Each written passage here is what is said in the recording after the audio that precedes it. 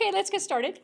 So, how did I spend my Easter break? Well, I upgraded my operating system, and I upgraded Xcode, and I had to add more RAM as well. So, just to give you a bit of insight, I needed to upgrade because I wanted to get current. I was working with a previous version of Xcode.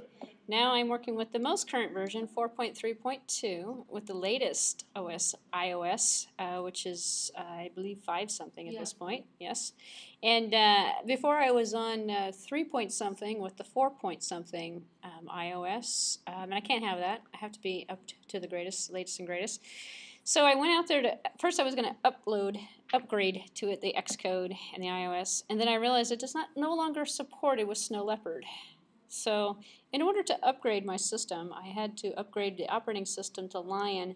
Not a problem, however, you can get it from the Apple Store. It's $29.95, 30 bucks. That's not the problem. I mean, unless money is a problem for you. But ordinarily, 30 bucks is pretty reasonable for an entire operating system. It's not a bad idea. However, as a safeguard, I had to back up my system, which was a good opportunity for me to clean up the system, actually, and get rid of some old files, made some room. And long story short, it took about a day and a half for, well, the download is about 4 or 5 gigs or so.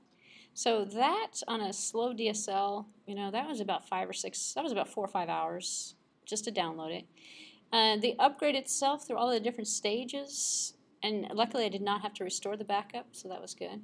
So plan for about 12, 16 hours, I think. And then, after I upgraded to Lion, then I had to go and upgrade Xcode. So you have to go back in and this is for everything. It was the entire system upgrade. And then I noticed that my Microsoft Office didn't work anymore. So I had to download and install openoffice.org, or I think I have NeoOffice on there now. Long story short, I'm happy, except for after everything was completed and done, the thing ran like a snail. It was running really slowly. So I highly recommend, if you're going to take this leap into the future, have funds available for RAM. So I only had 4 gigs of RAM on here. So I went and I upgraded. The upgrade cost about $50 from Fry's Electronics. Not too bad. I probably could have bought it cheaper online.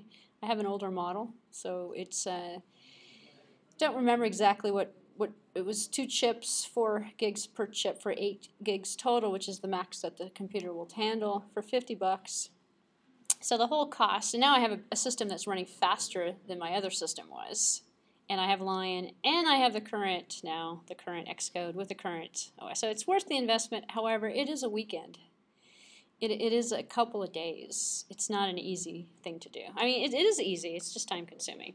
Right. Now, after I've said all of that, today's lecture is going to be a preview of it. And as I was trying to do last week, and I had brought in the wrong file, actually, I found a more updated version of this. And instead of writing it myself, this one is actually 215 slides long.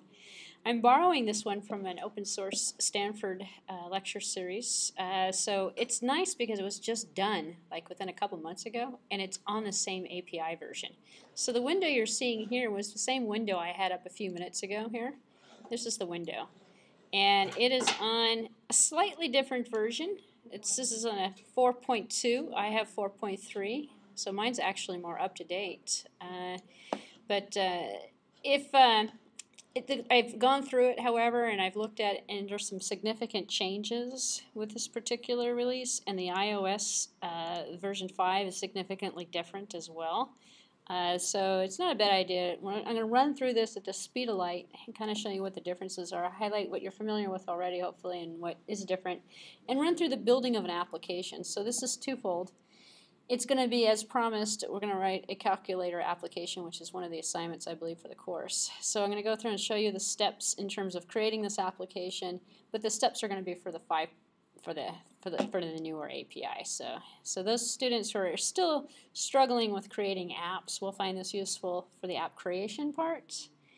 Those students who are already familiar with it will find it interesting if they haven't upgraded yet. This is what you get to look forward to. I want to say it's a significant improvement.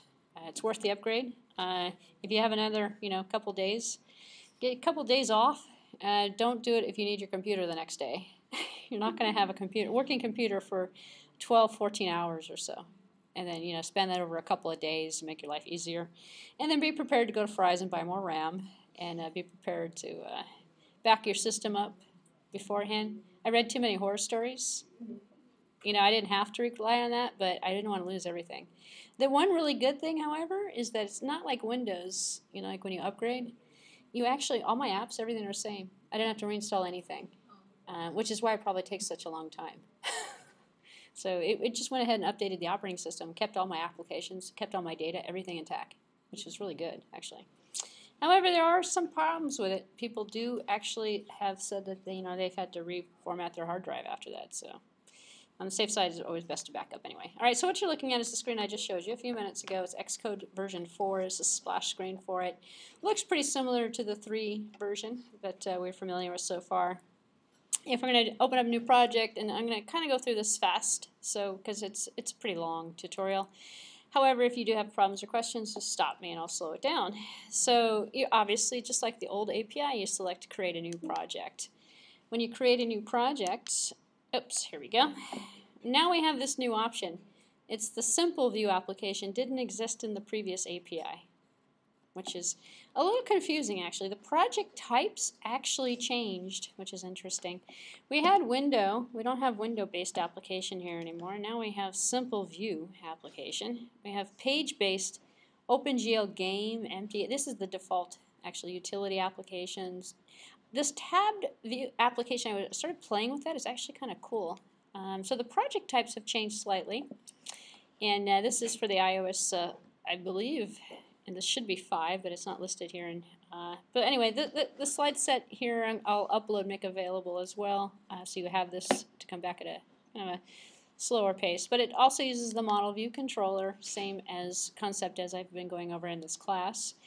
The initial app creation has a few more steps in the beginning. You have to actually put in the name, so product name, company ID, and stuff like that, before you just put in the name of the project, right? So it actually automates some of the project setup for you, a little bit more than the previous API did. And you can also select the device family. It's a little bit, there's more options, essentially. There's a new feature called a Storyboard that didn't exist in the previous API. Some of you have already been using the Storyboard. Actually, in some of my lectures, I've been talking about the Storyboard, but wasn't really a feature of the software that I had, which is another reason why I needed to upgrade. What this application example is going to show you is a calculator, an RPN calculator, and it takes operands off of a stack, uses a type for each number that you're hitting, and does a calculation, so you enter numbers in. So it's a very simple application. So there's fields in the project that you'll have to complete. Here is the calculator, is going to be the name of the product name here. Hopefully you can see that on the slide. I just looked over, it looks pretty good. And then company ID, well, this is sort of like the Android path, essentially. So you're going to enter in the package path, in terms of the identifier. And the class prefix, so enter calculator as a prefix for the classes. This is the template. It's going to use it to generate different items for you. It's going to use calculator, calculator delegate, calculator this, calculator that. So if you don't want, we don't want the names of the classes generated by the template too, so we can actually, take that off if you don't want it. But you'll get it actually a little bit more automation. So there's a little bit more project setup is what I'm trying to say. So it automates a little bit more. So iPhone, iPad, Universal. The Universal is a new option actually, I believe. I don't believe the older API had this one. It runs on both the iPhone and the iPad. So you can actually make it cross-compatible. It's the iPad itself and the iPhone each have its own UI design. Since they're different UI idioms, you can actually kind of make one that works on both. So 2 different in one. Here's use the Storyboard. It's new to the iOS 5, so it's a way to organize the model view controller.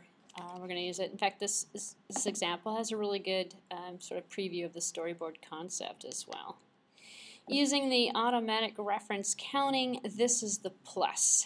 It makes all that stuff about garbage collection, I didn't even have to talk about that anymore. Seriously, this does it for you.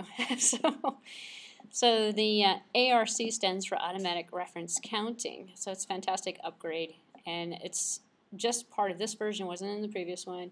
Causes you to generate all of the code necessary to manage the memory, puts it in for you automatically. So it allocates, for the allocation of the objects. Definitely want to do this, and you want this to be checked, because then you don't have to put in all of the memory-related method calls and code that's necessary for each one of the objects. It puts it in there for you. So I could probably, next time I teach this course, say, hey, just select this option and skip all the memory management lectures. But then you wouldn't know anything about the garbage collection, so that probably would not be a good thing to do. But in essence, it's going to automate and make your life a lot easier. So with the 3 switches in the shown position, click on the next. I don't know why that's there, actually. Just click on next and to finish off this screen here. Include unit testing. We're not going to cover, I didn't actually cover unit testing in this course, but if you wanted to, this would automatically generate test cases for each one of the classes that you put together, very similar to JUnit, if you're familiar with that in Java, but it's not JUnit. It's a different automated, because we were working with Objective-C instead of JUnit. And we're going to pick the directory here, same as before, select the create, and as I mentioned before, I'm not going to read you all of this stuff on the screen. Instead, you can look at the visual, and I will make sure when I upload this video I'll zip up, no, actually I'll put it on bhacker.com. I'll put the link on there. It'll be easier because this is a pretty big file. So I will probably have to pkzip it though, just to, I don't think they use that word pkzip anymore. Compress it, I'll have to zip it or tar it or something. Alright, select the directory location, press on create, and here you go, you've got this project type. Look at the interface, a bit different. It's a little bit more complicated in my opinion. I sort of like the old interface better. When I saw this and I went, whoa, oh my god. Okay, so there are fewer panes that you can actually close. There's no closable windows. Instead, you've got it all opened. So the best part is over here though, however. This is a little bit easier, in my opinion. I don't know. So we've got the calculator app delegate. So we got the same .h's, we got the same .m's, the same concept as before. But now we have the main storyboard, and we've got calculator, view controller, same as before, and supporting files, same kind of framework as before. The only thing is different is this storyboard. So you've got this new application. You probably want to, you'll probably want to make this window as big as possible so you can actually see everything in the window. If the window comes up small, you're going to miss some of the options over here, and you're going to miss some of the information. The other interesting thing you get is in here, when you run stuff, you get more status information. You see a little bit more. Instead of that mystery of what's going on, is it going to load up? And you wait for the simulator to load. And here you get like a little status indicator and stuff, and we'll see as we go through the examples. So what do we have over here? I can skip through some of this stuff because we're already familiar with the .h's and the .m's in terms of the templates and the implementations. So what we're looking at is the same as before. We have got the model view controller. So we have the view controller. Here we have, and I'll just focus on the new stuff here, the view that's inside of the main storyboard.storyboard. So the storyboard is going to encapsulate the controller and all of the views. And it's a way of actually kind of putting together in sort of a similar, it's sort of, actually, I don't want to use the word prototyping, but it's very similar in concept as to creating a model, I guess, prototype. So over here we've got the run button, which is, kind of, it's in the same location as before. In fact, you can downgrade. The interesting thing is if you do a fresh install like I did, you notice you don't get anything else. You just get the 5.0. Actually, it's not 5.0, it's 5 point something or other now. But anyway, long story short, you don't get all of the previous APIs. However, you can go and download them manually and add them in.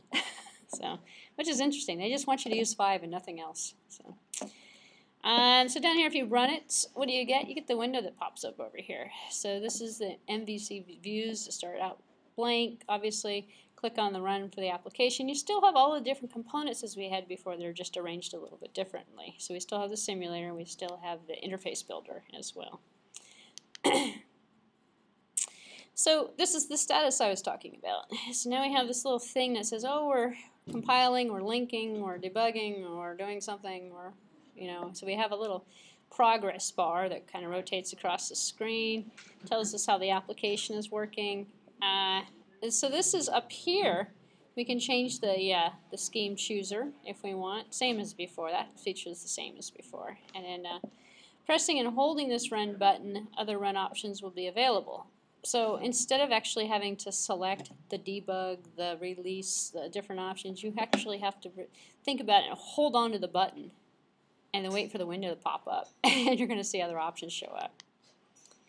So we get a little status thing that says hopefully you'll see a build successful. In fact, you can try this just with a plain old project. So if you just came in, because most of you guys just came in a few minutes ago, just because you're going to be lost unless I tell you what I'm doing here. Just take 2 seconds and catch them up real quick, just to be nice. But I upgraded my system over this Easter weekend. So now I have Lion and I have the 5 point something or other, iOS 5 point, well, the major release 5. And it's running with a 4 point something or other Xcode. And it's completely different. So what I've done is doing right now, I'm probably almost at the halfway point, or getting close to the halfway point of going through a model application build, showing you the new features and comparing them with the older features for anyone who might be interested in upgrading, and also reinforcing the concept points and building a calculator application at the same time. So as much time as I'll waste on that. So that's what we're doing, just because otherwise you're going to be lost completely. Alright, so we also have a bar that's going to appear at the bottom of the screen at the console. That's going to give us our debugger. Talk about that in a few minutes. But this is the different part here. The running of the simulator is actually integrated into the interface of Xcode. So instead of being a separate component, we actually see the status, and we also see the debugging stuff. We still get the separate simulator that shows up, however. We don't actually have to worry about that integrated as well. So the window will pop up, it will show up blank, and congratulations again, you've actually loaded the simulator. So that's one of the first things I would do actually, is just pick a default project. This is nice though. This is new as well. So we're done glaring at this empty screen. We can actually press and stop the simulator. So instead of there being another integrated simulator extra menu that shows up and then looking for the menu, clicking on the simulator, finding the menu, everything, even the interface builder, is all integrated into the same interface, which is nice actually, streamlined. The other thing that you guys missed is all the garbage collection template on the project setup. There's more selections, so you can actually have it do automatic template for you for all of the garbage collection, for all of the resource releasing, of all of the manual stuff. So it kind of cuts down on what you have to actually know. So, all right. So down here on the bottom of the screen, so what you're looking at here. Actually, let me just go back a couple here. You're looking at the screen in terms of both the interface builder and the code at the same time, which makes it easier for dragging and dropping as well to connect components. And then we have the simulator that comes up. This is the iPhone simulator's example. We could stop it and start it and run it right here. You press and hold on the run. It'll show up other options for you to run in debug, run in release mode, run in a couple of other things. So in terms of the Navigator, over here we have the Navigator. It shows all the files, same as before, except for in the other API it was sort of in the middle. Now it's towards the left a little bit, the screen's a little bit wider. Then we have the document outline, which is going to show you the different pieces of the document, actually. And it's in a hierarchical iconic view as well. And then over here we've got the interface builder. So we can move the mouse over here and we can take a toolkit telling us, we can hide the document outline if we want. In fact, it's just going to be a visual of the document outline. That's what it's going to be. So we can click on the button down here and we can actually hide it. Not too much else you can actually do to the screen to make it smaller. So as I was mentioning before, make it big, expand the screen out completely, otherwise you'll miss half of it because it's a lot busier than it used to be. So what do we got going up here? Tons of little icons, as I was mentioning before. I'm not a huge icon fan either. I'm more of a menu person. However, everything's iconic based in this version. So we've got issues. So if there are any issues, you'll see it appear. Before, you used to see a pop-up window. Pop-up window will show up. You see the stuff on the bottom. You see the little red exclamation point. Again, the windowing is gone. It's all in the same interface now. So over here we've got the search, we've got the, are there messages or issues, we got the logs to look at over here. It's going to change the view for you and it's going to show up the different components, and we also have this option over here that's going to change it. So you need to see the model view controller now. You can actually change over from the editor perspective. And on the screen, it will actually change over to the assistant editor. It will hide and show different things, the button icons, depending upon what your editor view selection might be. And we can use the editor assistants as well in this. And this is actually same concept, different implementation on this particular version. So down here on the bottom here, we have the same concept as before in terms of the automatic. And if you haven't noticed it yet, it actually puts the comments in for you automatically. So every time you build Hello World or whatever, it puts the comments on the top with the name of the program and who wrote it, on which day, what company, stuff like that. You can actually have more options now to turn it on and off and to do other things with it if you go into the project setup and configuration, which most people are not going to play with, like they didn't play with the other one. So we have the .h file, and this is what you're looking at in the window over here, I believe. And here's where the storyboard comes into place. So if we look at the main storyboard, .storyboard, which is the new feature that was added to this particular API version, alternate clicking on the control header files for the calculator view controller.h would also have brought up the same editor assistant editor, but it would have taken a little bit. Would have taken the assistant editor out of the automatic mode. So in the automatic mode, when you click on this, you get all the components that are associated with it that are going to show up in the view window on the right. So the default view is the one in the center with the project document icon hierarchy to the left of it. So what happens when you click over here, instead of it showing up down here or this main window here, it's now split into two and it shows up on the far right, and the document view went away. But you can bring the document view back by switching on the views. So knowing how to switch the views, you'll get used to as you practice it, as you work through it. So all of the controllers in the iOS inherit from UI view controller. Notice that the interface and the .@end syntax is in here as well. So UIKit.h imports all of the iOS user interface classes. So this is another import that's included in terms of the project type that we included here.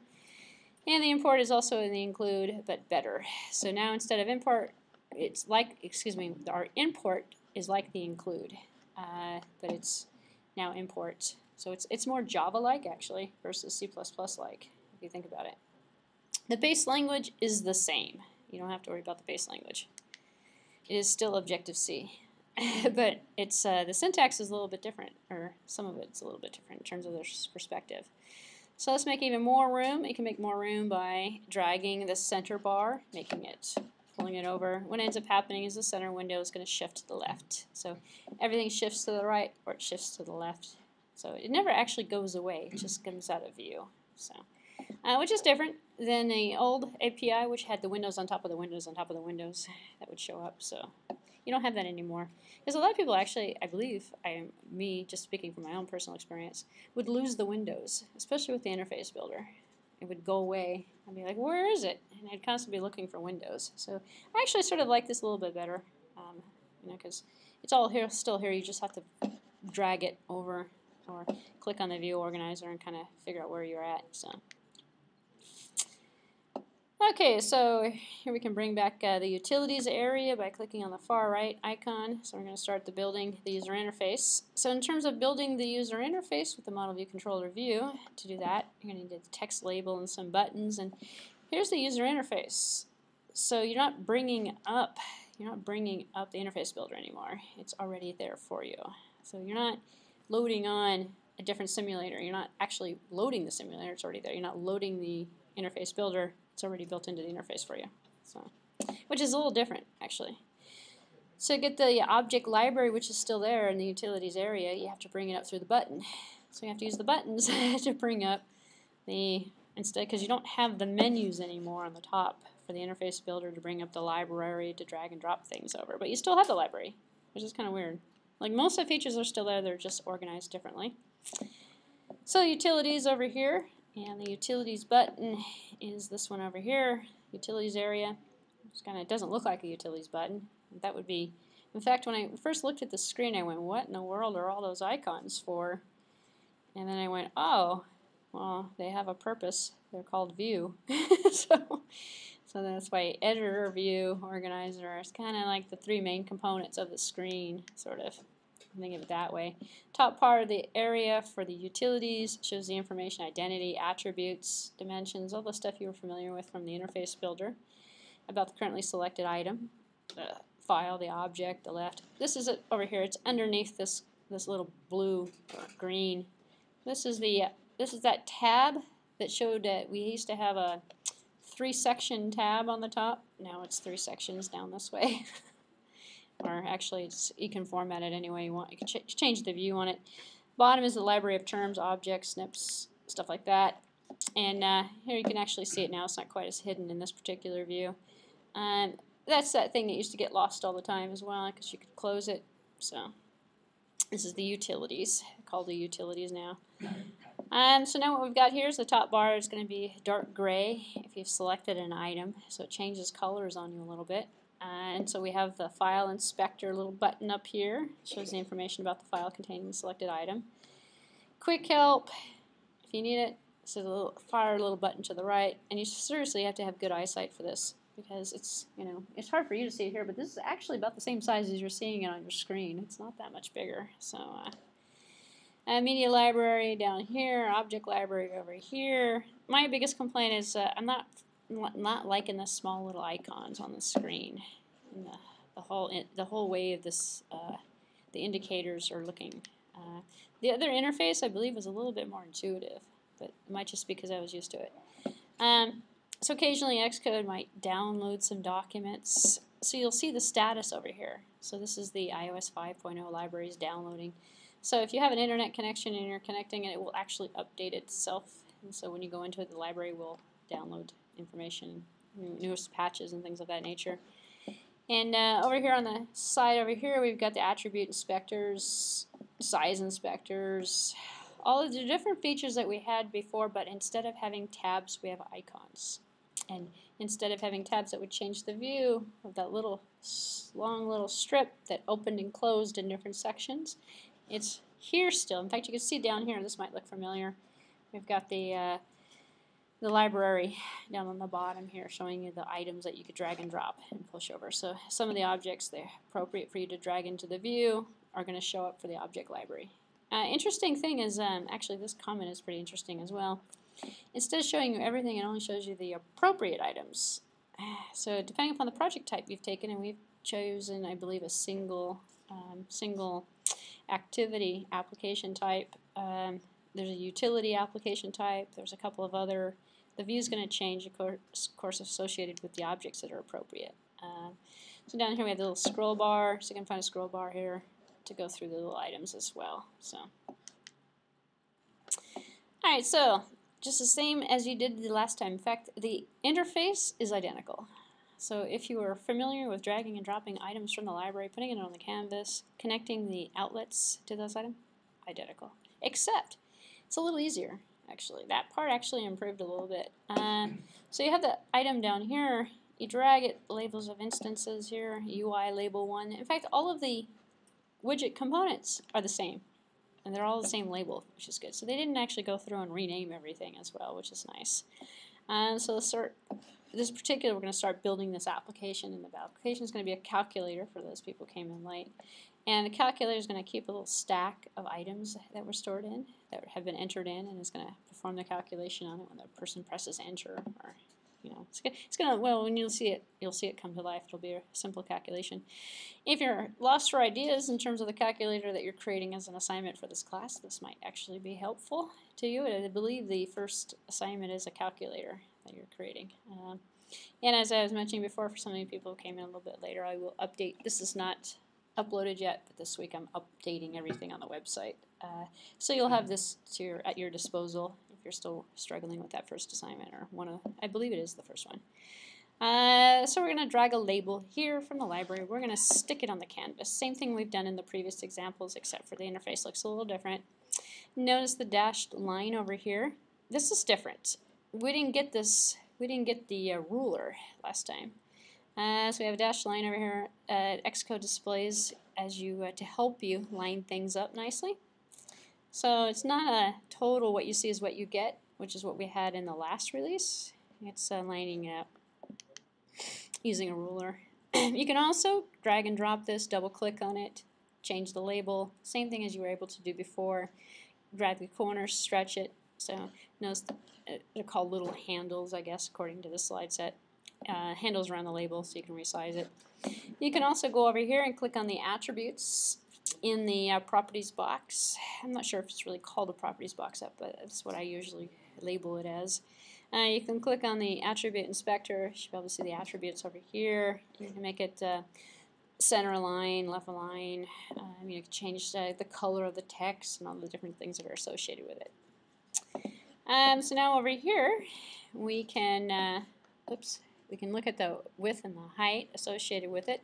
So it's a little indicator that shows you exactly when you click on stuff over here. It'll actually pop up a little window, actually kind of show you the height and width and stuff. Grab the lower right handle and you can resize the label. So you can use the dashed blue line guidelines just to pick a good size associated with the dimensions to put things in relative position to each other. And over here, just like a word processor, clicking on the right alignment button will actually take it and put it on the right hand side of the screen instead of the left hand side of the screen. So notice that changes in the inspector reflected immediately in the view. So in the older API, it did happen immediately, but there was, in terms of viewing it, you actually had to run it in the simulator to really get a good impression of what it's going to actually look like. Some of the GUI elements, the widget elements, didn't actually show the same as they would in the simulator. So, and what have we got over here? This is the font, changing the different fonts. So make the font bigger. Or 24 Helvetica is nice, so it made the font a little bit bigger. So you don't want the calculator to appear with a label. So you could double click on it and you can edit the state as well. So if you double click on it, same behavior as before, you can actually change the label.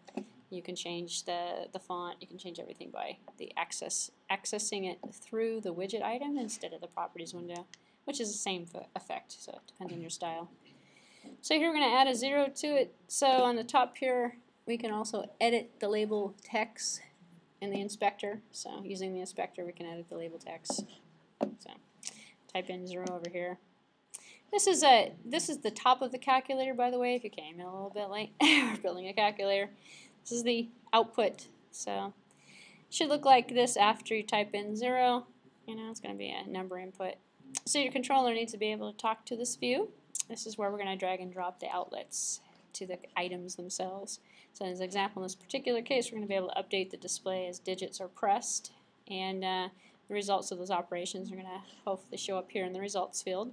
So we make the connection between the controller and the view directly using the mouse, same as before actually, just dragging and dropping. If we do that, what we have is the inserting the outlet, so the outlet or outlet collection, same as before. So we hold down the control button, control key on the keyboard, which has actually worked in the other API. You didn't actually have to hold down the control button, though. You could have just done it with the mouse as long as you clicked on the appropriate inspector with the appropriate widget. And while moving the mouse down, you're going to drag a line from the text label directly onto the code of the controller. That is the new part. It's backwards. So in the old days, you started with the .h file. You created the IB outlet. You created all of the information. Then you opened up the interface builder, and you took from the class information, and you dragged the opposite direction. Now you're going to drag from the interface builder to the .h file. And it's the same concept, actually. It's just in a different order. And it's going to create the template for you it's going to write the code for you, actually. It's not going to write all the code for you, but it's going to give you the template. So you'll notice that if you control drag onto your code, an indicator will appear, making it easy for you to see exactly where in the file the outlet code will be. So you're going to put it anywhere. You can actually put it anywhere in this file. This file doesn't have anything in it. It's pretty empty right now, but you can put it anywhere you want. If you don't hold down the control key, it's not going to work. So now you actually have to use the keyboard keys with this. I never used the keyboard key. It always worked without the keyboard keys. I always used the mouse to drag and drop and connect things because we had that nice little arrow that would show up. And you just released the mouse button, and it actually did it for you. Not in this newer version, which is how it started out. The original API versions original, you had to hold down the control keys. And then they took it away. Now it's back. So put it in there. So what do you get? You get this little dialog box that shows up. Talk about your automation. This is nice, actually. Xcode now wants you to know what kind of connection we want to make between the controller and the object in the view. So in this case, it has a correctly guessed that you want an outlet. Okay, well, there's not too many other options. The outlet's just going to be a property for the controller through which we can talk to the element in the view. Same concept as before in terms of the outlet. But we have a little box now that says connection. We can create the connection type instead of having to remember what it is. And then now we can fill in the blanks. So the description of the connection, the controller, and it will create the template for us here. We're going to put in display. We're going to have the UI label we're going to put in here. It's going to be an outlet, so we're going to name it display since it's going to be the display for the calculator. You know, this is the display up here. The storage type are strong or weak. We're going to select it to weak, so the outlet is to a pointer of an object, a UI label in this particular case. Strong pointer means that the UI label will stick around until we are done using the UI label. Weak, it means it's going to go away, so it won't stick around as long as somebody else has the strong pointer to it. So that's same concept as before. Actually, hasn't changed. It's just a different way of setting it. So this essentially is automating the creation of the outlet for you by the pop-up window and by being able to select the menu items for you. What do we got here? Clicking in on the to create the property itself in your controller. I was just going to click it again. There we go. And now we have it in here. So we have the property weak. It's going to be a UI label, UI outlet called UI label and display. So just to kind of show you the effect of what's going on. We took this, we dragged it, we dropped it onto the source code. We filled in the information that was associated with the property that we were setting and all of the options that were associated with it. And it's backwards because now we have the code.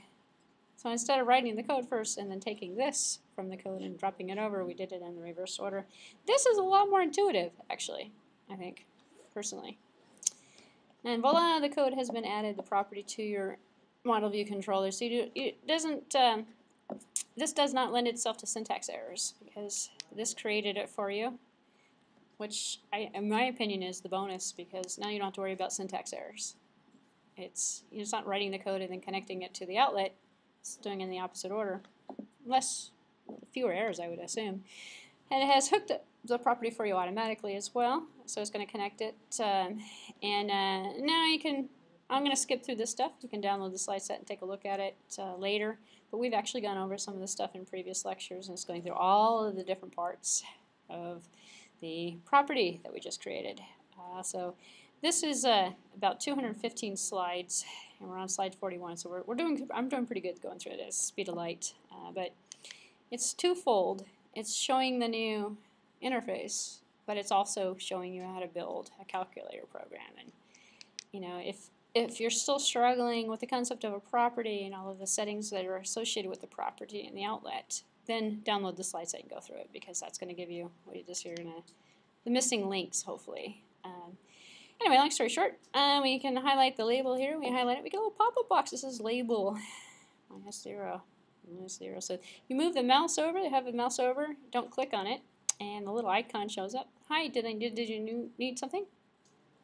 Yeah. Whenever you have a few minutes, if I can take 5 minutes from the class time. You can do it right now, actually, because now we've taken a break, sort of. Let me just pause this video. Okay, just because.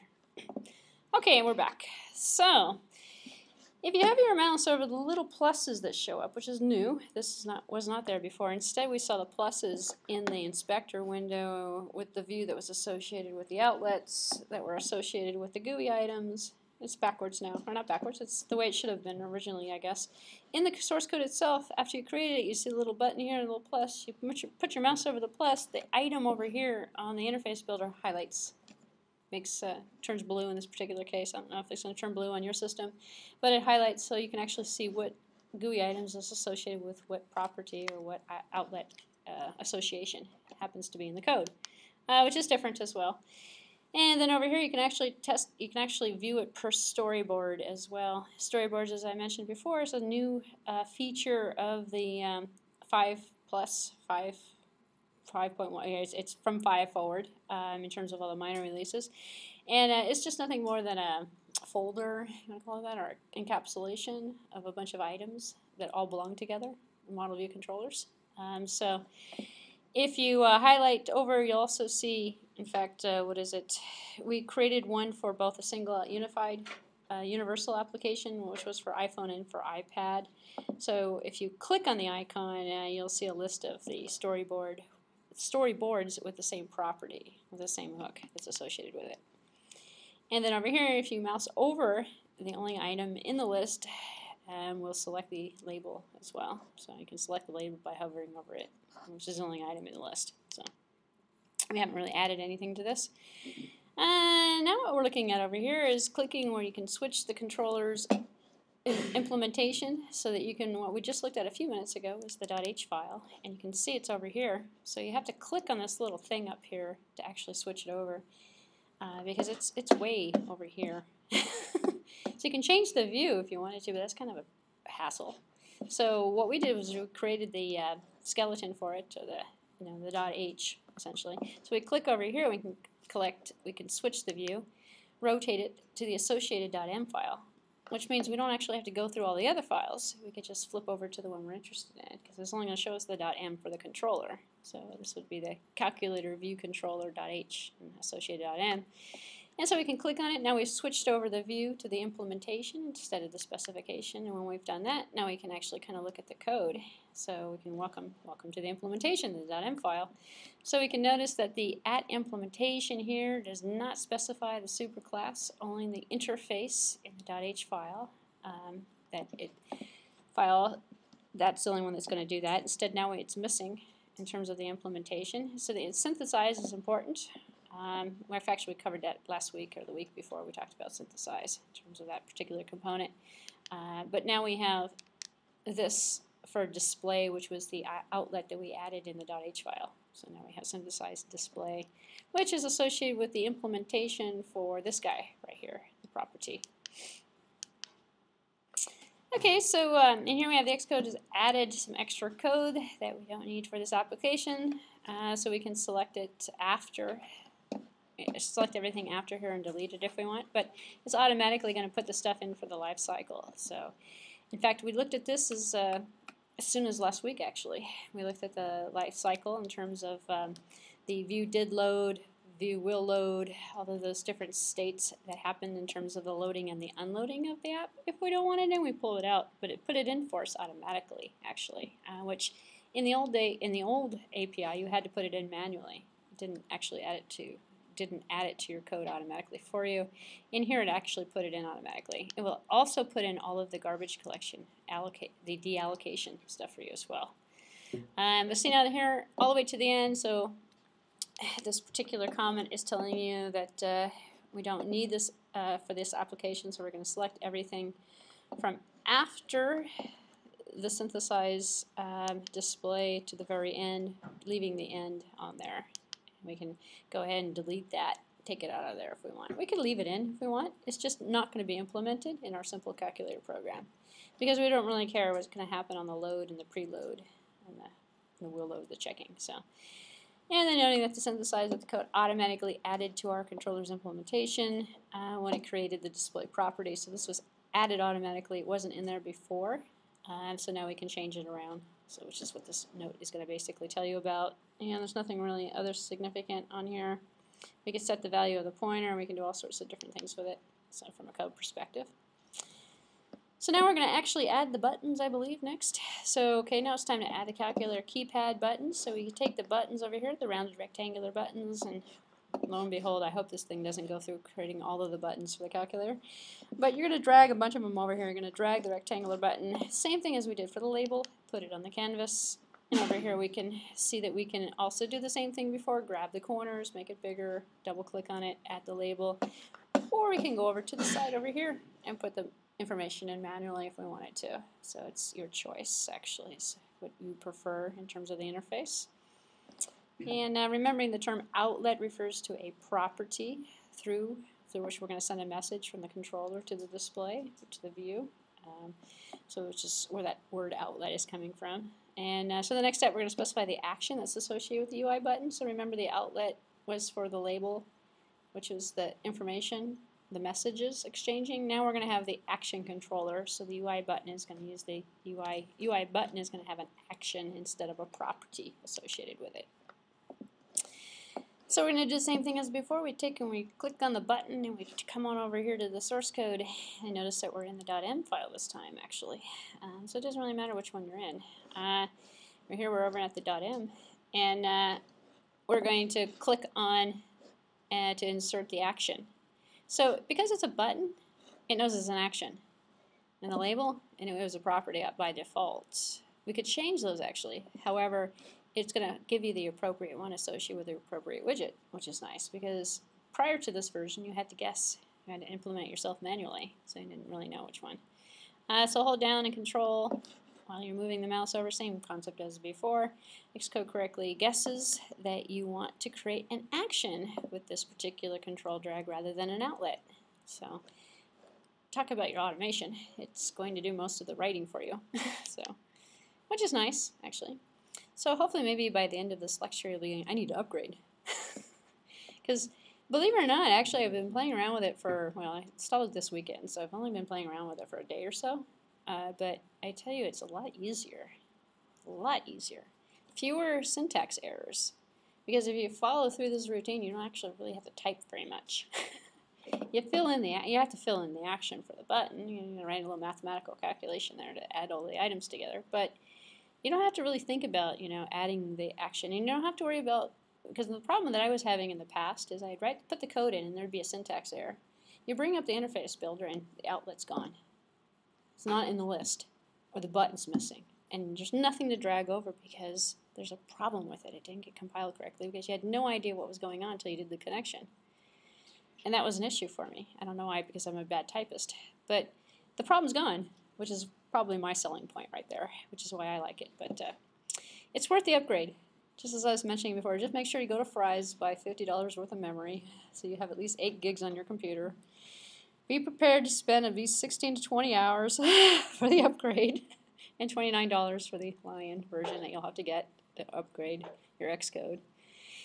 But after having gone through all that, and back your system up before you do it, dedicate your entire weekend to it, and then after doing it, you'll be happy.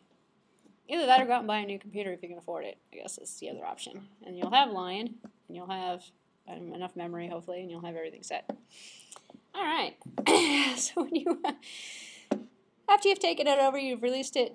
This is a little bit redundant, so I'm going to kind of skip through a little bit. Again, you have another properties box. You take the property box, you fill it out. This one's going to be for an action instead of a property, so it's going to give you slightly different options that you'll have to select from. And so in terms of here, this is the object to which the action message will be sent instead of the property information. So it actually lists the object. It says calculator view controller over here. So this is the name of the action method up here. This is the ID that's associated with it. So this is the kind of touch event that will be caused, or that will happen. There's a touch inside. So instead of having the other menu that would pop up, it would say, do you want to touch inside, touch on, touch release, all these other little, you just have a multiple select scroll option here, which is not too bad. And then on the bottom here is the same option as before. It specifies the format of the message. So that actually, I believe, is a new option that wasn't in the previous API. So here we're just going to, instead of going through the options, I'm just going to kind of slip through this a little bit more. When you press on the connect button, you're actually finishing. You're establishing the connection, and after you fill in the information. And then when you do that, you get, lo and behold, the same thing as before, but instead of the plus symbol, you get this like little round thing over here now. You can see that where my mouse is kind of going. That's that little connector. It works the same way. You hover your mouse over it, makes this one turn blue, highlights it. You click on it, it's going to give you all of the methods that are associated with it for the storyboard. So this is the first Objective-C method declaration that we're going to create. It's an IB action, and it's a digit pressed. We have ID sender. Read through it at a slower pace on your own. It's the same information I've been going over for the last couple weeks, actually. So Okay, now it's time for time this button is going to be touched, the digit pressed. It's going to send to our controller with the UI button itself a message, and the message is going to be the sender argument. And the sender is going to be what button was pressed, obviously. And was it number 1, number 2, number 3? And similar to an outlet, you can use put your mouse over it. It actually turns into, highlights it, says it's a button. This is kind of stupid, actually, I think. It's kind of obvious, but perhaps maybe after you've done a few of them, maybe you get lost which one belongs to which one. So it kind of tells you which one is associated. So. And the same concept as before with the storyboard information as well. And you click on it, and it'll tell you the storyboard. And it's the items in there. There's only one item in here, so we're not going to have too much to look at. So now this part of the slide is going to go through the ID, and it's going to go through all of the code syntax, which I'm going to skip through because we're already familiar with some of that stuff. So select the type of sender argument for this particular method. So UI button, so replace it with the type UI button because that's the argument that we're going to use. And we need more buttons. Actually, we have to do this for the entire keypad. And I'm not going to run through each one of the keys individually, but I believe the slide set's going to skip and have it all done in a few minutes. So you can copy and paste your first button to make another button out of it, which is the interesting part. So you could have done this actually with the older version as well. Works with the older API. So you just highlight it, right mouse click on it, select copy, click somewhere else, select paste, and voila, you've duplicated it. And in here, it's actually going to duplicate the code for you. So the copied button will send the same action digit press as the original one. So now we have 2 buttons. Now you can move the copied button and line it up. And the grid's nice too, because if you're building a calculator, the older version doesn't have the built-in grid. And the grid actually is not something you turn on and off. It shows up automatically. And it only appears when you're trying to align. So if you don't click on anything, the grid goes away, which is nice. And here we have the 3 button, copy to paste it again, and we got the 4 buttons out here and again. Oh, there we go. I skipped ahead. We got more buttons on here now. And notice we didn't actually have to duplicate, which is nice. We didn't actually have to duplicate all of the little, because this is problematic, because if you did this in the other, well, you didn't get this code to go on, but if you cut and paste and duplicated it, depending upon if you changed everything correctly, it can get kind of confusing. So it's nice that it doesn't actually duplicate it, because then you can drag it over and create them, each one of them manually. Because all the buttons may not necessarily be responding in the same way and doing the same thing. So it looks like this, sort of. I don't know what this button is on the bottom here. So now you can double click on the button to make the text editable, and this is the easier way of doing it. Same interface as before. Click on the button, you can change the text that appears. So it's going to be a 7, 8, 9. Is that the regular calculator? I think the 1, 2, 3 was on the top. I don't know. When you design your calculator, you can put the numbers in any order that you want. Apparently, I haven't seen a calculator in ages. Is that the way calculators are supposed to go? That's backwards, isn't it? Upside down? Yeah. I thought 1, 2, 3, 4, 5, 6, 7, 8, 9. All right, so I'm not losing it. That's good. It is for all the buttons. Keypad should look like this. That's upside down. I don't care how you do your calculator, actually. That should look familiar. This is from the old interface. So when you start building more complicated user interfaces, it was going to be important to be able to see the outlet and the actions associated with it. So you can right mouse click on the object, and this little screen is going to show up. So if you right mouse click on the button, right mouse click is not going to work in this particular case. Actually the same concept that worked the same way in the old interface. Right mouse clicking brought up the I don't know what to call it outside of a properties button, but it really does show you. But it's going to show you down here at the bottom, same syntax. It's actually the same screen. It just shows up differently, different location. Or you can select the common inspector over here, which the arrow, which is give it to you over here instead of over here. And same concept as before, except for there being huge tabs. Now there's small little icons. And now we can put our mouse over here, and we're going to see the connection, actually. So then we move the mouse over, and you'll see that the whole view will highlight where you're showing the button, sends the message to the controller. So the whole view here is highlighted because this is the calculator view that was depressed. So in terms of this was on the touch up inside controller. So you can right mouse click on the display itself up here, and you can see this information here. This is appropriate properties associated with that, so you guys connected to the display outlet for the controller as well. And you can kind of see the connection here. If you move your mouse over, you can actually kind of see it. So all you're basically going to do is use the mouse instead of the inspector window. So in fact, it's a little more intuitive. You right mouse click over it, so it pulls up the little windows. And the same thing on the bottom. Notice the 4 buttons above are highlighted, and you can see down here digits pressed. You can see all of them that are associated with it.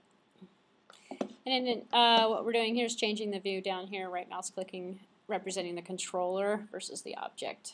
So we have the object view. In fact, those were those that other little box that showed up that had the icons in it. It's down on the bottom of the window now.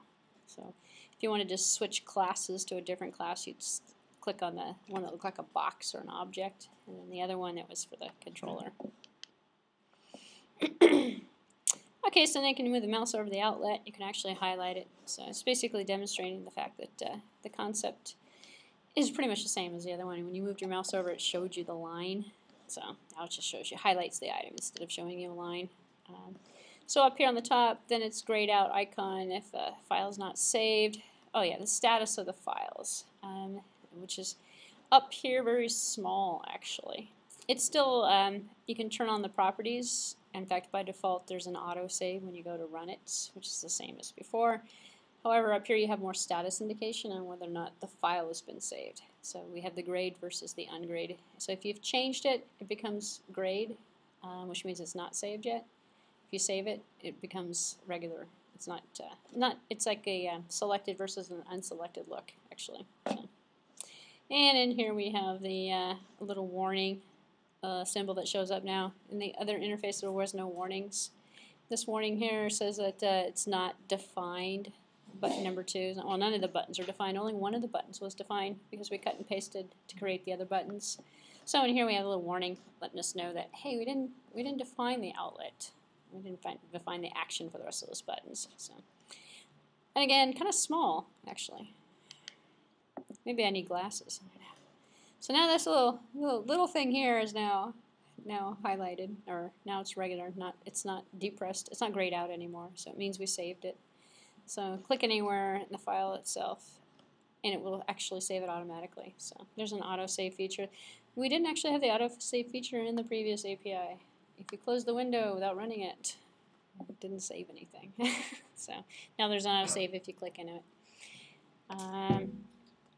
I'm not going to go through the rest of this. Okay, so here we go. We have the interface here. So it's time to write the code inside of the digit pressed method. So we're going to get to execute. So when we touch the buttons, it's going to take and create a stack for all of the button presses we've done. And then, well, we need some pluses and some minuses and stuff like that. So some calculations, operators.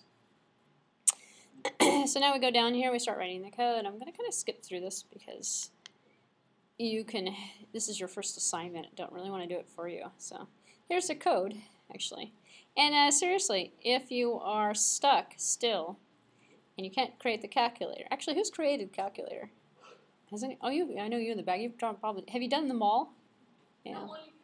Only the calculator. And of course, I'd pick the calculator as well. This is the example I found. So this code would actually work if you wanted to steal it. The interface obviously is going to be different if you're working with a different API. If you're working with a 4-point simulator or 3-point something or other. But the code is actually the same, so nothing's changed with the language. Objective-C is Objective-C. However, this is totally different. But you probably could borrow and steal this technique actually, and create a really nice calculator with it. In fact, you're probably going to create this calculator. So. And I will put a link to this file with the video so you can actually get it. Alright, so here we have more status indicators that we didn't have before that actually appeared over here. And this is in the margin area, as long as so we know this is the controller, the connection actually. So now we have this exclamation point with the yellow says, uh-oh, we have a problem. The little triangle is a warning that there's a problem in the line of the code. So a lot better actually, because in the previous version we didn't have any indication. We had to run it and then we'd have these red marks all over the place that told us that there was a problem. So now we can actually see the problem. This reminds me of Eclipse, actually. This is like a very Eclipse-like kind of troubleshooting technique.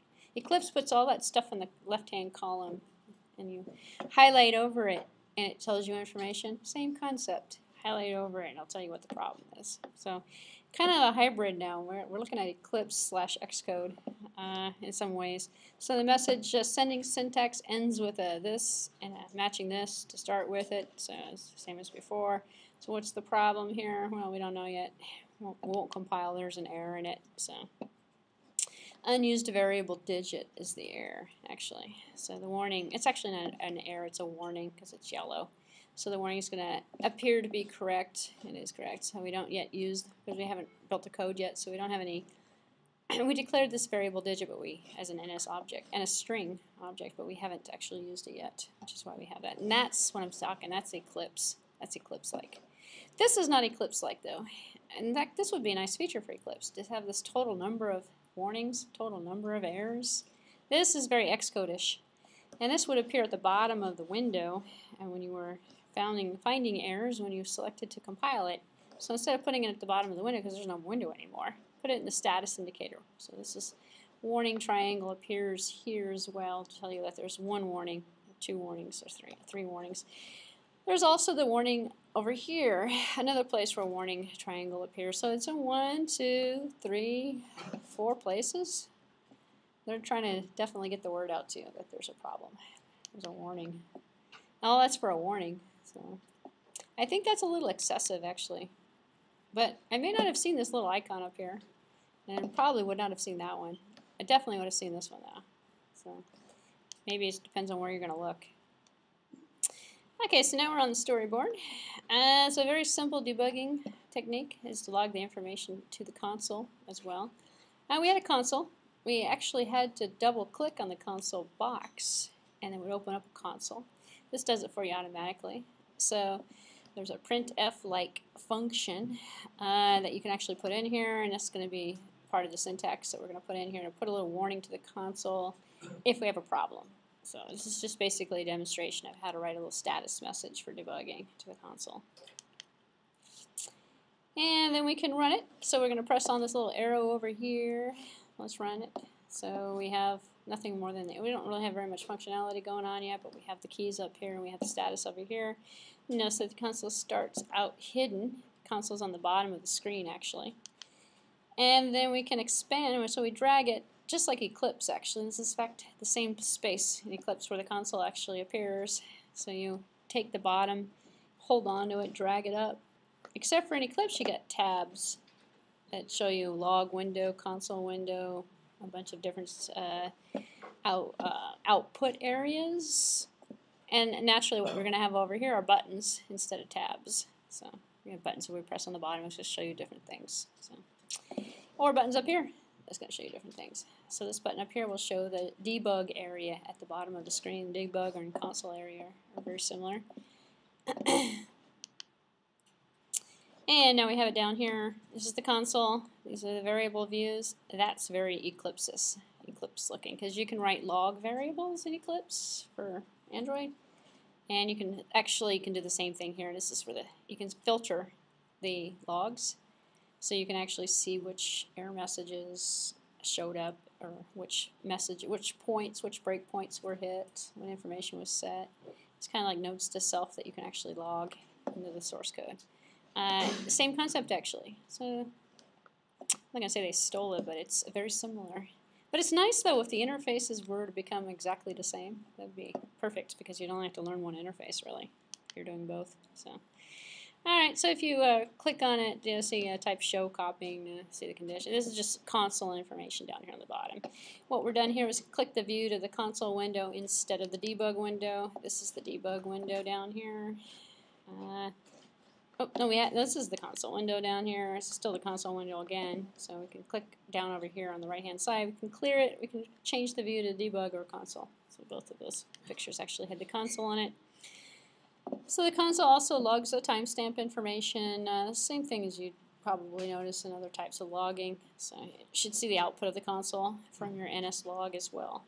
So NSLog will actually kind of write stuff as well. So if you touched 4, you'll see user touched 4, which is nice, which is automatic actually. You don't, and well, okay, so it's very similar to some of the automation that's added in with Eclipse, but this is more feature rich. So Eclipse should steal this actually. So, you know, the Android folks should steal this part because this is useful. Because you know what actions the user did from the NSLog, so which is going to, you know, kind of tell you the user touch number 4. User touch this. It's from the NSLogs that you're creating. So you can accomplish the same task in Eclipse, however, it's the same. So user touch 6, user touch 4. You can stop the emulator again by pressing the stop button up here instead of having to actually close it. So you can view the old console output from the Navigator by changing the views as well. You can remove the NSLogs and continue implementing. And you can select the line of code, hit delete, do everything you want with it in terms of deleting it automatically.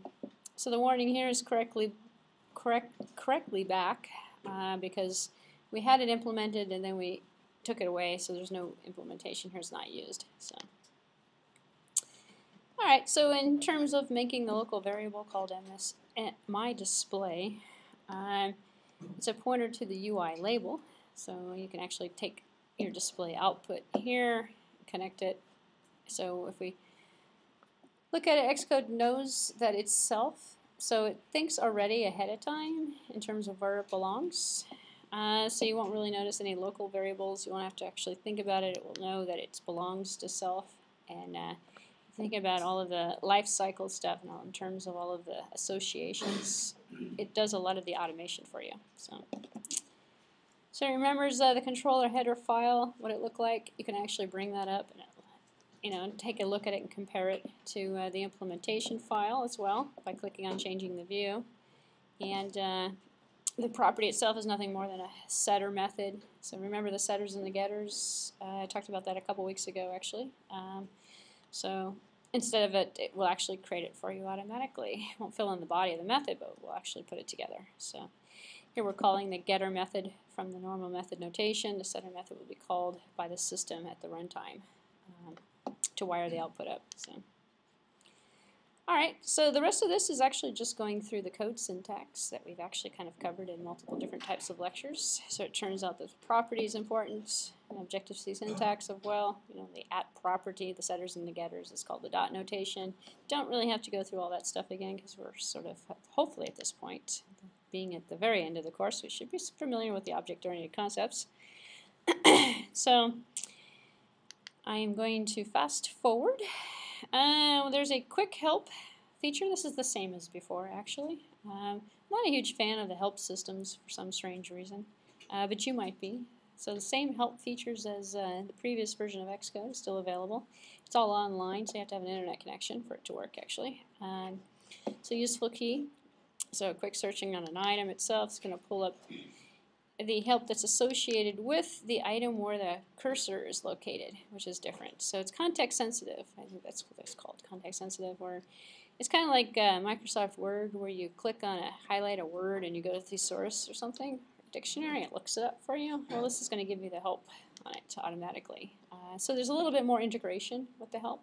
I don't believe I've never tried that feature, to be quite honest with you, so I don't know if that actually worked in the previous version or not. So my guess is that it didn't, actually. So here it is. It's going to give you all of the information that's associated with text as a property here. So the word text here opened up full documentation on that particular method. Alright, so a few other little things about it. The organizer, which is the far right-hand side of the screen, this little button up here. If you click on the organizer, what we see is this interface here. In this interface here, this is the organizer window. Each method arguments, return values, what it does is explained. So think of this sort of like Java docs. But instead of creating it automatically, it's called organizer. And it's done in a slightly different format for a slightly different purpose. Instead of documentation, it's actually giving you a summary view, I should say. Use it that way. So you can change the view over here, search on items, You can also bookmark certain pieces of the code that you're interested in coming back to. So here's our property text up here. Anyway, gives you information about it. You can read through a discussion, see the more complicated method that's associated with it. Scroll down using the button here. Basically scrolling down and reading through the information that comes up in the organizer. So the top of the UI labels class reference page as well, if you scroll back up to the top, because the view that you were looking at prior was in the middle of the page. So you can see the superclass and what it's linked to in terms of sample code. So the documentation is definitely improved. And there, as a resource, if you're a documentation person, you like to read about, if you like to use the help system, this feature is for you. And it's found in the organizer. So scrolling down, giving you a little bit more information. Scrolling down a little bit more, even more information. In fact, this is, I don't believe this is coming from an online, it probably is online, don't quote me on that. I don't know if it's downloaded or if it is online. I know that the help system used to be online, so I kind of skip through this because I'm not a help person. Browsing the documentation as well, you can use the search features and also the find features to find certain things. So if we go back to Xcode, get out of the organizer, go back into the main interface window. Now we can know exactly what this text property is all about, and everything about the dot notation that's associated with it. So I'm not going to go through the dot notation. Familiar with that already. Selecting item to paste. Okay, so we will see in terms of the rest of the implementation here, the shortcuts of hovering over highlighted sections of the code will bring up the pop-up menu that will show you the associated methods or the associated implementations. For the UI label, in this particular example, sets the UI display text. This is similar to the Eclipse feature when you hover the mouse over and it shows you, or you start typing, and it actually starts pulling up a dialog box that shows you different ways of finishing the sentence, which is kind of interesting. So it's similar, it runs in a similar fashion, but it's more of a highlighting versus a typing. So you're going to use the dot notation briefly. Okay, I'm not gonna talk about the dot notation. So let's see, skip ahead because we're about halfway through it at this point. There's no way in the world I could possibly cover this entire lecture in one sitting. But the code itself is Objective-C, and the code itself will work in any version of the API, any version of Xcode. So let's see. Okay, so added the functionality for the buttons. Now pressing on run again, and we've got the emulator back up. We're seeing it now. But we're going to fix a bug that actually appeared here. Doesn't look quite right. Way over to the left, so we can make some minor changes to it. We can add a 0 to it. I'm not going to go through the code syntax for that. But we're modifying the code here. Actually, this is interesting. We've hovered over the warnings. This is very Eclipse-like as well, showing you the multiple warnings that are appearing for one particular item instead of a single warning. And so now we have 2 up here instead of 1, but it's associated with 2 warnings that are associated with the same line of code. So it does show you multiples. Eclipse actually only shows you one warning per line, which is interesting. And then after you fix that warning, it shows you another warning for the same line. Here it actually is smart. It's showing you both warnings for the same line simultaneously. So it's actually thinking ahead. Now up here it says no more issues, no more warnings. So in this particular example, they fixed the issues or the warnings. So let's see. So they're running it again, and now they're going to see the no trailing 0. So we fixed the problem with the trailing 0. So now there's a working calculator, so we can bring back the utilities area here. So what we had before was the code writing, and we had the simulator running. So now if we click on the utilities view, we're going to bring back the utilities after pressing stop. And then now we see this screen shows back up again. So the interface builder will appear. And then now making a slight modification, dragging another option. I believe we're missing all of the pluses, the minuses, and all of the operators. that are supposed to be associated with a calculator. And believe it or not, the code is the same. I mean, similar fashion, we're dragging items over. Just to reiterate the point, we're taking an item from the library, we're dragging it onto the interface builder canvas, we're following the alignment. Here we saw the alignments. We're lining the button up. We're going to click on the button, we're going to drag it over to the .m file or the .h file. It works with either one, actually. Here in this case we have the .m open, we're going to drag it over to the .m. We're going to get the dialog box open up. We're going to fill it out with the information for the action for that particular button.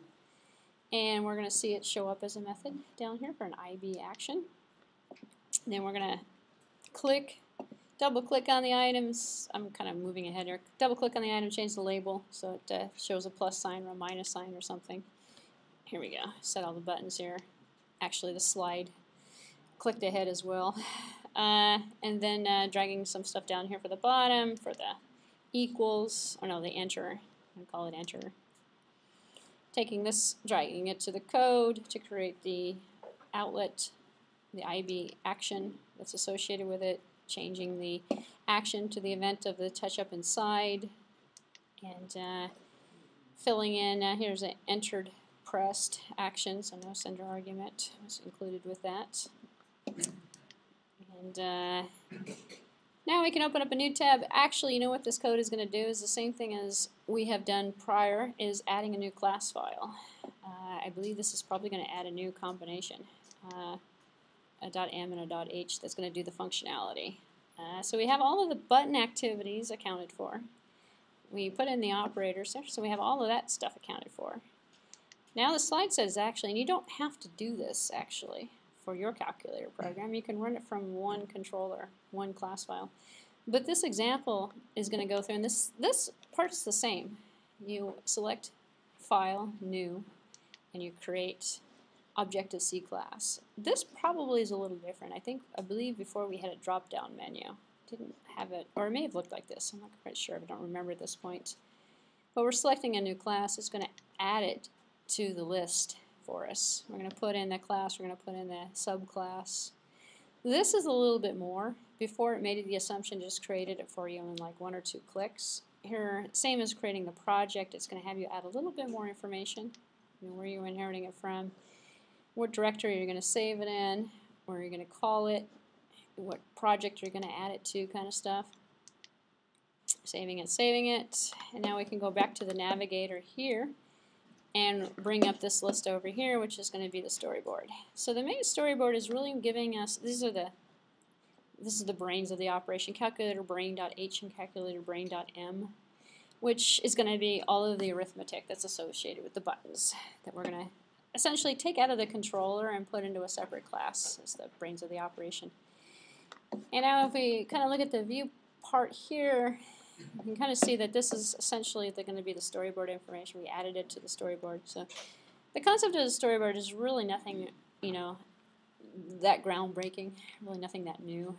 It's just a new terminology that's being used in terms of the package information. So we do see the multiple views here with this calculator.m, and we still have the calculator brain.h over here, the counterpart. So we got the m and .h on the split screen.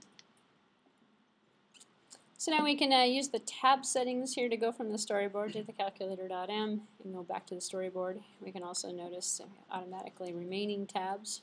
So the tabs appear for us automatically, as you'd naturally expect. So we can switch back and forth between which one we're editing. And the same concept as before, adding an API to the header file gives us a warning here for the implementation because we haven't implemented it yet. So. And incomplete implementation, yeah, of course, we haven't implemented it yet. So it is a warning, it's not an error message. So there are a few more warnings than there were in the previous version. So all right, we're getting close to the end of here. Trying to decide. This is all going to be pretty much implementing the plus, the minus, the functionality. You may borrow this code if you want for your calculator if you haven't figured it out yet. This is going to use, looks like a mutable array. It's going to add the items. So if we're going to do a plus, it's going to take all the items we're going to add together, put into, or all the items that we're pressing, put it into a mutable array. We know about those. Those are the ones that can change in size automatically.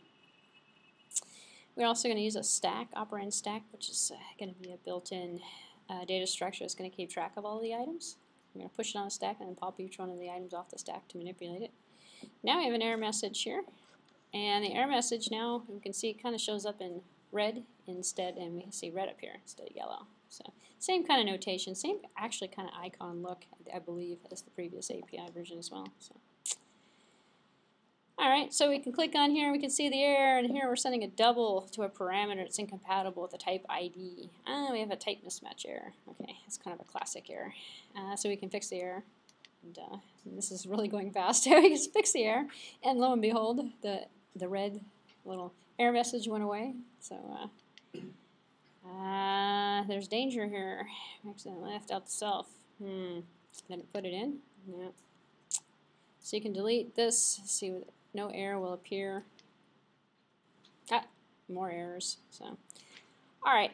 I believe the rest of this is just going to go through some errors and creating errors and removing the errors, fixing the errors, and scrolling down. So.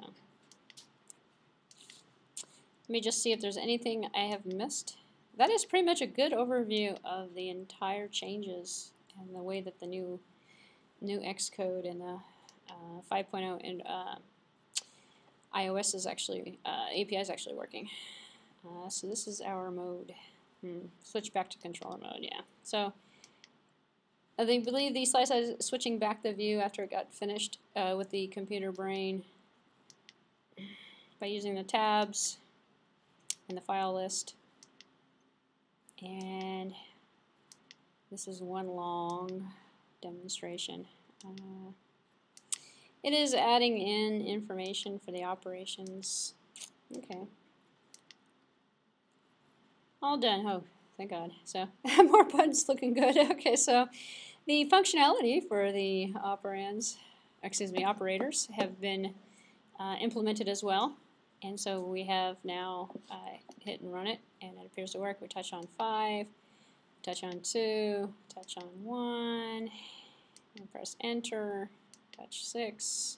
Hopefully 521 is displayed by 6, well, divided by 6. Oh, we press divide by 6. Okay, so the order in which we're entering it in is a little bit non-standard. Well, it's not non-standard. It's a different format than the regular old basic calculator, but it still is a proper calculator format. Anyway, so the rest of the slides is actually showing you the functionality in terms of, in fact, that's the last slide, showing you that it actually works. So you could borrow and steal the code. You could probably write it yourself. Probably not as difficult as you'd actually expect. So that is, believe it or not, slide number 215. I skipped through most of it. That was not relevant to what I wanted to discuss. So when I upload a video, I will put in a URL to the source of this because I don't want to copy something that is not rightfully mine. However, it was a lot easier to copy this than it was to create my own, especially after I just installed it this weekend. So, given the time, this was actually a good solution to the problem, but it is part of the Stanford University iPhone series, open source, free available iPhone series of lectures. So, questions, comments, or concerns? Okay, so that was what you have to do for your first assignment. A long time ago, I went through all of the other assignments for the course.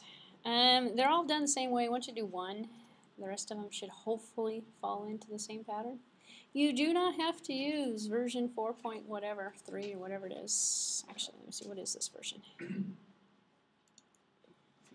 I believe it's 4.3 or 4.2. The slide is on 4.2. This is 4.3.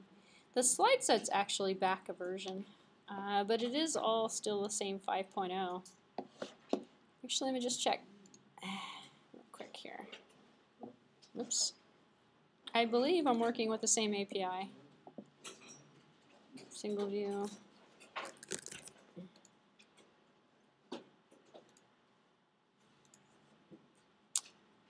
Hello. I have confused it. File executed doesn't exist. Okay. I just want to see that. 5.1 is what I've got running on mine. So the slide set is actually back a release. It's 5. I thought there was a 5.1 out already. So it's working with a little higher. Although the interface, I've checked it out, is practically identical. The default screen display is slightly different, but between the different Xcode versions, but it's close enough. All of the major controls for the organizer, for the views themselves, are pretty much in the same spots. So this does definitely look a little bit more complicated than the 4.3 with the 3 point whatever. Actually, the lower you get, the less feature rich, the less automation, and the easier the interface looks, in my opinion. So, all right. So next week we have what I call my final exam review. What I'm going to do between now and the end of the week, probably going to do most of it tomorrow, is update everything. So put all the lectures in the LMS or EMS, whatever you call it. Make sure the BHacker's up to date, go through it all, and by the end of the week probably write the final. And then so next week on the 16th, we will have what's called the final exam review, and the final will be on the 23rd. If you don't like the 23rd, you can take it on the 25th. So, and if we don't have any questions, we're all done for today. Okay, thank you. Good turnout today.